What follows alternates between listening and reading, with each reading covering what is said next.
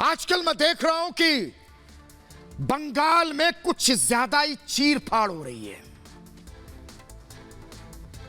TMC के नेता मदन मित्रा बोल रहे हैं कि दूध मांगोगे तो खीर देंगे, बंगाल मांगोगे तो चीर देंगे।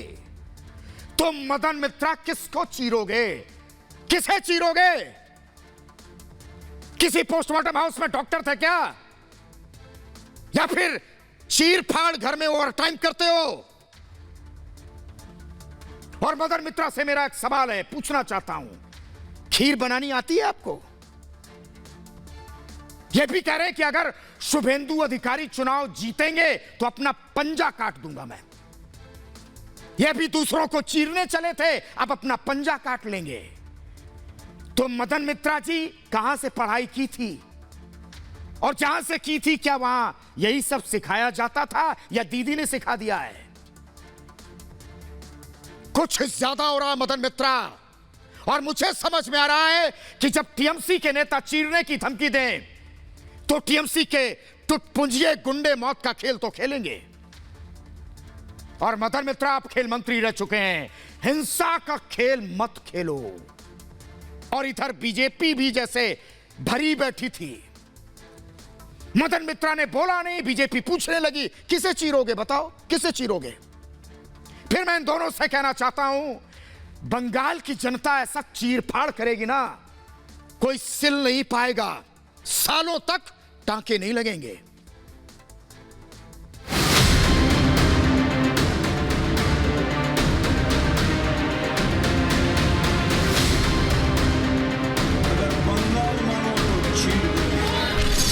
बंगाल में चीर फाड़ वाली राजनीति, वोट के लिए भड़काऊ बयान की होड़, हिंसक सियासत कब तक? पश्चिम बंगाल में जैसे जैसे चुनावी तारीख करीब आ रही है, वैसे वैसे बंगाल का सियासी पारा चढ़ता जा रहा है। कोई भी पार्टी पीछे नहीं रहना चाहती, इसलिए सियासी बयानबाजी करने से कोई पीछे भी नहीं है। हर बीतते दिन के साथ कोई ना कोई पार्टी सियासी तीर छोड़कर चुनावी माहौल को गर्म कर रही है।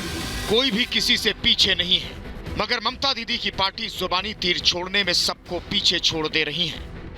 ममता बनर्जी के नेता मर्यादा और चुनावी भाषा को भी ताक पर रख चुके हैं, जिस वजह से अनर्गल बयानबाजी और अनाप शनाप बयान दिए जा रहे हैं। तृणमूल कांग्रेस के नेता मदन मित्रा ने जिस तरह की भाषा का इस्तेमाल किया, उससे दीदी की पार्टी की मंशा भी जाहिर हो गई। दूध मांगो तो खीर देंगे, अगर बंगाल मांगो तो चीर देंगे। मदन मित्रा के ये बोल बताने के लिए काफी है कि दीदी की पार्टी तृणमूल कांग्रेस की मंशा ही हिंसक है। दरअसल तृणमूल कांग्रेस की तासीर ही हिंसा फैलाने की रही, क्योंकि इनकी एक ही चाहत है कि कैसे भी करके बीजेपी को रोका जाए, ताकि टीएमसी की तानाशाही बंगाल में बरकरार रहे। इधर बीजेपी ने भी ममता के नेता को करारा जवाब दिया है।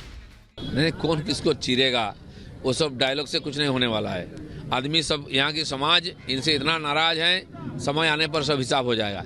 जो रास्ता में उतर करके इस प्रकार नारा लगाते हैं, दूसरे को ईंटा पत्थर बम मारते हैं, पूरा कानून व्यवस्था टूट चुकी है, लोगों की सुरक्षा नहीं है, प्रशासन कुछ नहीं है, तो लोग इससे निजात पाना चाहते हैं, इसलिए भाजपा की तरफ आ रहे हैं, इससे बौखला करके हमारे ऊपर अटैक कर रहे हैं। दरअसल तृणमूल कांग्रेस बीजेपी के उस बयान से बौखलाई हुई है, जिसमें बीजेपी के शुभेंदु अधिकारी ने ममता बनर्जी को नंदीग्राम में 50,000 वोट से हराने की चुनौती दी थी, और यहाँ तक कह दिया था कि अगर वो दीदी को हरा नहीं पाए तो राजनीति छोड़ देंगे। আপনারা লিখে রাখুন, 7 লাখ ভোটে যদি মাননীয়াকে হারাতে না পারি, আমি রাজনীতি ছেড়ে দেব, আমি রাজনীতি ছেড়ে দেব। ये कोई पहली बार नहीं जब ममता के किसी नेता ने इस तरह के अनर्गल बोल बोले हों। कभी देवताओं के नाम पर दीदी के नेता बयानबाजी करते हैं, तो कभी चीर फाड़ करने वाली बोली बोलते हैं। एक एक करके दीदी से उनके नेता उनका साथ छोड़ते जा रहे हैं। ममता दीदी के एक और विधायक अरिंदम भट्टाचार्य ने भी तृणमूल कांग्रेस का साथ छोड़ बीजेपी का दामन थाम लिया है। दीदी की पार्टी में रह रहकर जिस को तकलीफ हो रही है, वो उनसे अलग होता जा रहा है। चुनाव आते आते ऐसा ना हो जाए कि ममता दीदी अकेली पड़ जाएं। Bureau report, Republic Bharat. आज पश्चिम बंगाल में राजनीतिक मर्यादा की मैयत निकल चुकी है। यहां संविधान की भावनाओं की मौत हो चुकी है। हजारों की भीड़ के सामने भाषा की मर्यादा तार तार हो रही है, चीर देंगे, फाड़ देंगे।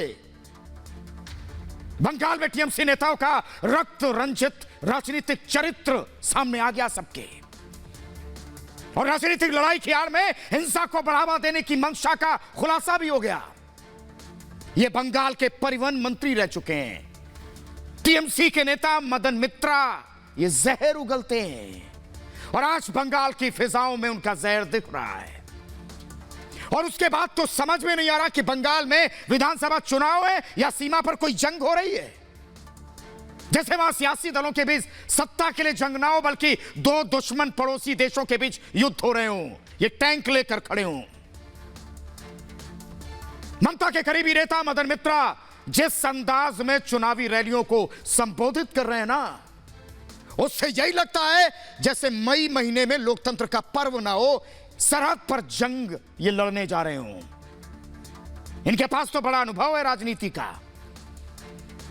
जैसे कोई नेता ना हो, बल्कि सरहद पर दुश्मन सेना के खिलाफ खड़ा कोई एक जवान हो, जिस पर यह जिम्मेदारी हो कि जान चली जाए लेकिन जमीन का टुकड़ा नहीं जाना चाहिए। बंगाल में जो माहौल दिख रहा है उसके मुताबिक वहां राजनीतिक प्रतिद्वंद्विता नहीं, बल्कि आपसी रंजिश की नुमाइश चल रही है। जैसे एक दूसरे की सरहदी सीमाओं को बदलने की जंग छिड़ी हो। विधानसभा चुनाव की तेज होती तैयारियों के बीच टीएमसी नेताओं ने अमर्यादित भाषा की प्रतियोगिता छेड़ दी है। एक दूसरे से आगे निकलने के लिए हर रोज मशक्कत करते हैं, हर रोज लड़ते हैं, और इन जहर बुझे नेताओं की वजह से बंगाल में रक्त रंजित चुनाव की आशंका बढ़ गई है। क्योंकि मैं हर रोज देख रहा हूं हिंसा की तस्वीरें आती हैं, और इस आशंका की वजह टीएमसी के नेता मदन मित्रा का वो जहरीला बयान है जो उन्होंने पश्चिम बंगाल के हावड़ा में दिया। सैकड़ों हजारों टीएमसी कार्यकर्ताओं के बीच पार्टी कार्यकर्ताओं को यह संबोधित कर रहे थे मदन मित्रा, और जहर उगल रहे थे। ये कह रहे थे जो बीजेपी से हैं वो सुन लें कि दूध मांगोगे तो खीर देंगे और बंगाल मांगोगे तो चीर देंगे। ये बड़े ताकतवर हैं। तो मैं सीधे ममता दीदी से सवाल पूछना चाहता हूं, ये अपने नेताओं को कैसी खुली छूट दे रखी है? ये चीरने फाड़ने जा रहे हैं। जिनको इतनी समझ भी नहीं है वो राजनीतिक रैली में खड़े ना कि सरहद पर। और इस तरह के बयानों को सुनने के बाद तो साफ है कि मदन मित्रा टीएमसी कार्यकर्ताओं को हिंसा के लिए भड़का रहे हैं, ये उकसा रहे हैं। इसलिए कहीं पत्थर फेंके जाते हैं, कहीं हत्याएं होती हैं। टीएमसी नेताओं की जबान पर ताला लगना चाहिए। जैसे अपनी राजनीतिक जमीन को विपक्षी दलों के कार्यकर्ताओं के रक्त से सींचना चाहते हो, यही दिख रहा है मुझे। और उन्हें कोई फर्क नहीं पड़ता कि इस तरह के जहरीले बयान की वजह से बंगाल पर एक और दाग लग जाएगा, बदनाम होगा बंगाल। इन्हें फर्क नहीं पड़ता। रक्त रंजित चुनावी माहौल से जग हसाई होगी। करीब 10 साल से सत्ता में बैठे जिन नेताओं को सामाजिक मर्यादाओं की मिसाल कायम करनी चाहिए, आज वो भाषा की लक्ष्मण रेखा को लांघ रहे हैं, और बार बार लांघ रहे हैं। टीएमसी के नेता भूल चुके हैं कि चुनाव आयोग के अलावा शांतिपूर्ण चुनाव की जिम्मेदारी उनकी भी बनती है।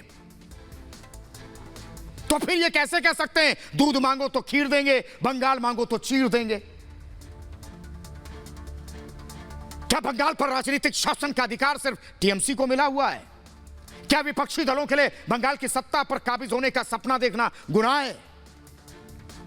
अगर नहीं है तो टीएमसी के नेता क्यों लोकतांत्रिक मूल्यों के हिसाब से आपत्तिजनक बयान दे रहे हैं जो हमारे लोकतंत्र को तार तार कर रहा है?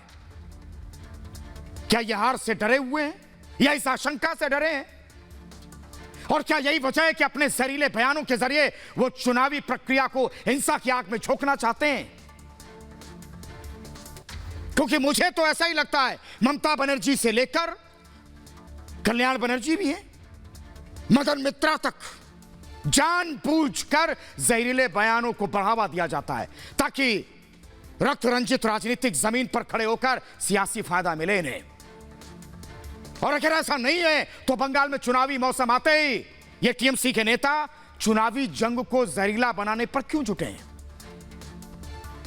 बदजुबानी के मामले में तो मदन मित्रा के नेता और मुख्यमंत्री ममता बनर्जी भी ये भी फुल फॉर्म में है। पश्चिम बंगाल के पुरुलिया में टीएमसी की एक रैली थी। यहां ममता बनर्जी ने बीजेपी पर जबानी तौर पर कठोर हो गई।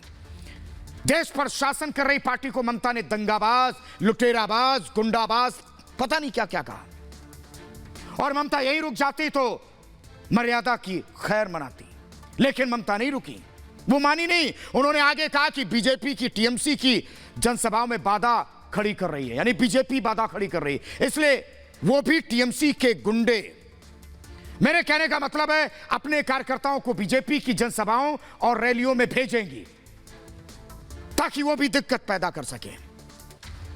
मैं पूछता हूं कि यह भाषा राज्य के मुख्यमंत्री की है, और यह सोचकर मैं घबराता हूं कि बंगाल किन हाथों में है।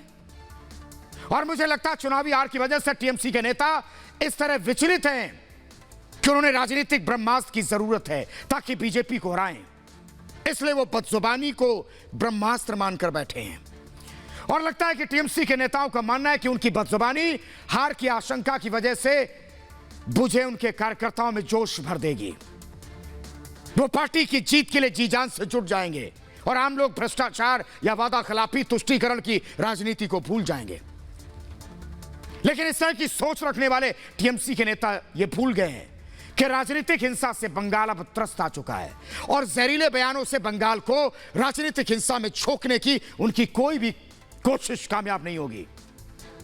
एंटी इनकम्बेंसी के खतरे को राजनीतिक हिंसा से नहीं रोक पाएंगे और लाख कोशिश के बावजूद बंगाल में चीर फाड़ की राजनीति को बढ़ावा नहीं मिलेगा।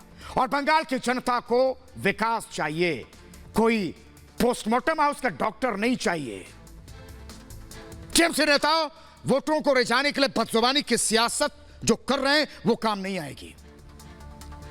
मतलब बंगाल की लड़ाई चुनावी है। मैं कह रहा हूं इस लड़ाई को सरहदी युद्ध मत बनाओ, इसलिए दूसरे दलों पर दबाव की रणनीति के चक्कर में बदजुबानी को बढ़ावा मत दो। लोगों की तालियां सुनने के चक्कर में अपनी सियासी जबान और तीखा मत करो। और बड़ी बात यह